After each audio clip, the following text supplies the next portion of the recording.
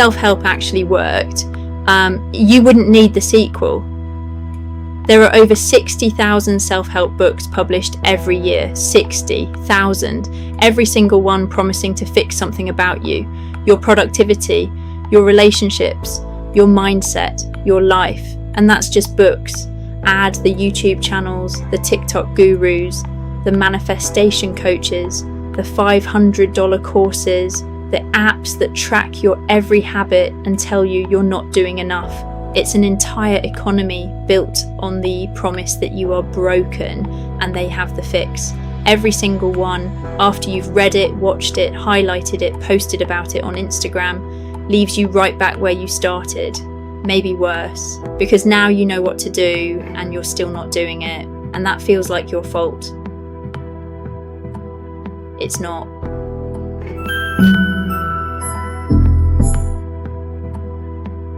Here's the thing about the self-help industry that nobody says out loud. It doesn't want you to heal, it wants you to keep buying. Think about it. If one book actually fixed you, you'd never need another. If one course actually worked, you wouldn't sign up for the next. The industry needs you to feel broken. Not so broken you give up, but broken enough to keep hoping the next thing will be the one. This isn't a conspiracy, it's just economics. The global self-improvement market is worth over $40 billion. That's not a wellness industry, that's a maintenance industry. You're not the customer who gets cured, you're the repeat customer. And the most insidious part? All that good vibes only, manifest your destiny, just believe in yourself content, it's not just ineffective, it's actively making things worse. There's a term for what the self-help industry sells at industrial scale. Psychologists call it toxic positivity. The idea that you should always be optimistic, always be grateful, always be vibrating at a higher frequency, or whatever the current buzzword is. The problem isn't optimism. The problem is what optimism replaces. When you tell someone who's genuinely struggling to just think positive thoughts, you're not helping them. You're telling them their negative emotions are wrong, that their pain is a failure of attitude, that if they just tried harder to be happy, they would be. This isn't healing, this is gaslighting with a pastel filter. And the evidence is brutal.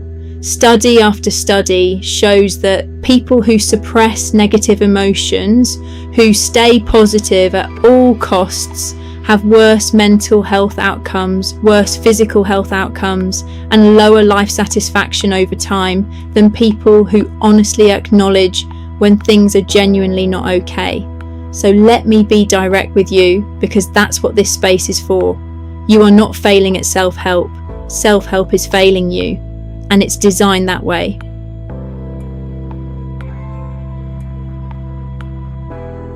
But here's where it gets interesting, because there is a tradition of practical self-work that's been around for thousands of years. It just doesn't sell well on Instagram. The Stoics, for example, Seneca, Epictetus, Marcus Aurelius. They weren't writing about 10 habits of highly effective people. They were writing about death, about how to face the fact that you're going to die and everyone you love is going to die and the universe doesn't care, and how to live meaningfully anyway. You know what Marcus Aurelius told himself every morning? When you wake up in the morning, tell yourself, the people I deal with today will be meddling, ungrateful, arrogant, dishonest, jealous, and surly.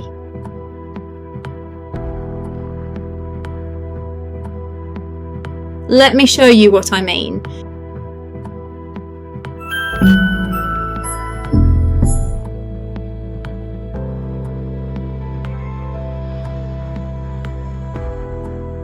Imagine an Instagram post of Marcus Aurelius's morning reminder. It wouldn't get a single like. And yet, that's actually more useful than most of what you'll find in your feed, because it starts from a realistic premise. People are difficult, life is hard, you're going to need patience, perspective, and a sense of humour, not a vision board. The Stoics understood something the self-help industry deliberately ignores. Growth doesn't come from feeling better, it comes from seeing clearly, and seeing clearly often hurts. Then there's Schopenhauer, the philosopher everyone calls a pessimist and nobody reads because what he says is uncomfortable. He thought happiness was a negative concept, not something you achieve, but something that appears when you stop wanting things to be different than they are. That sounds depressive on the surface, but what he's actually saying is, stop chasing the highs and you'll stop crashing into the lows. The modern self-help industry promises you can feel amazing all the time.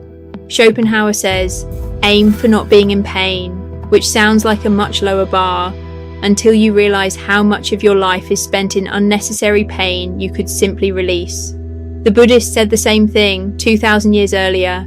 The root of suffering is craving. The way out is letting go of the craving, not getting better at satisfying it. But that doesn't sell, because let go of your attachment to outcomes doesn't fit on a motivational poster next to a picture of a man climbing a mountain.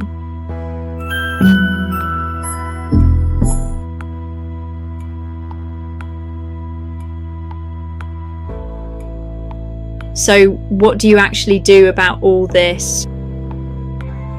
Before I answer that, I want to be honest with you about something. I've read these books, I've filled journals with highlighted passages, I've chased the next system, the next framework, the next one weird trick, believing that if I just found the right one, it would finally click. And I know what it feels like to close a chapter and feel nothing except the weight of not having changed yet.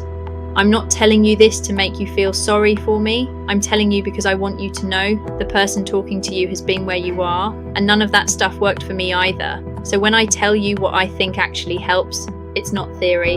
It's what's left after you strip away everything that doesn't work. I'm not going to give you a system, not today, because that's what self-help does. Gives you a system to buy into. I'm going to give you one question instead. Are you trying to fix yourself, or are you trying to understand yourself? Because those are not the same thing. Fixing is what the self-help industry sells. A problem, a method, a solution, done. But the human mind doesn't work like a broken toaster. You're not a malfunction, you're a process. When you try to fix yourself, you're approaching your own mind as an enemy that needs to be defeated. That's exhausting, and it never ends because there's always another thing to fix. When you try to understand yourself, something else happens. The pressure releases, you stop fighting, you start noticing. The Stoics called it prosoche, attention, the single most important practice in their entire philosophy. Not a checklist, not a habit tracker, just paying attention to your thoughts, your impulses, your patterns without judgment, without trying to fix them, just seeing them. And in that seeing, something shifts.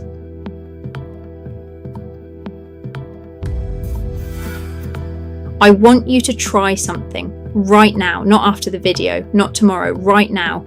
You don't need to close your eyes, but you can if it helps. Take one breath, just one. Notice where your attention is right now. Is it on my voice, on the candle, on the thought about what you need to do later? Just notice. Don't change it. Don't judge it. Just observe where your attention landed. That's it. That's the practice. Not 5 minutes, not a 30-day challenge. One moment of genuine attention. That's prosoche. That's what the Stoics spent their lives cultivating. Not happiness, not success, awareness. And here's the thing about awareness. Once you have it, you can't unhave it. You start noticing when you're chasing validation. You start catching yourself before you reach for another book that promises to fix you. You start seeing the gap between how you present and how you actually feel. And instead of panicking, you just observe it. That gap between how you present and how you feel, that's where the real work happens. Not closing the gap by pretending, but seeing it clearly enough to finally understand what's actually there.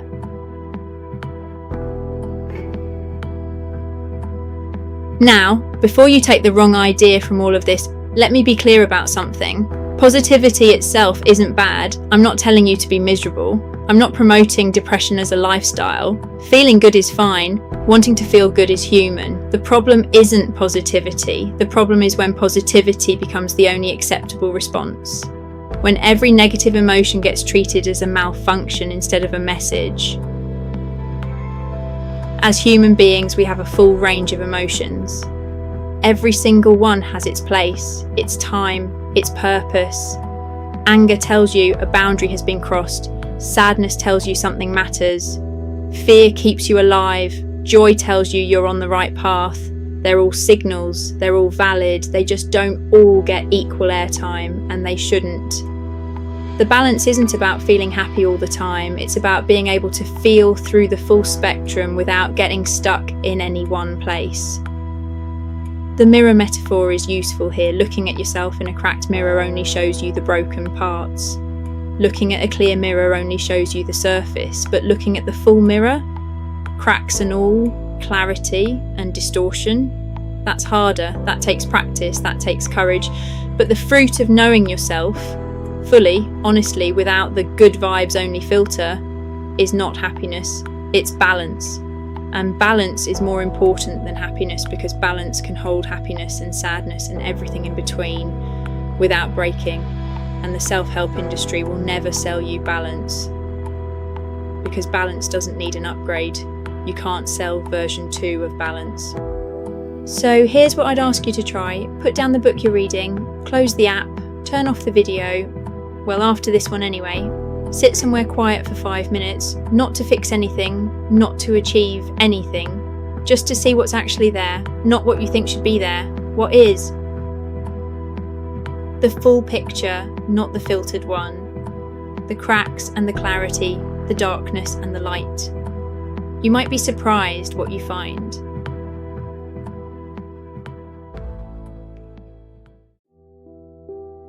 Well, that's all about this one. I've told you what I could. Now it's down to you to think about it. But before you worry about missing me too much, don't worry. There's a new video every 2 weeks. I'll see you then. Until then, be good, be curious, and don't do anything I wouldn't do. Actually, do what you want. I'm not your mum. See you next time.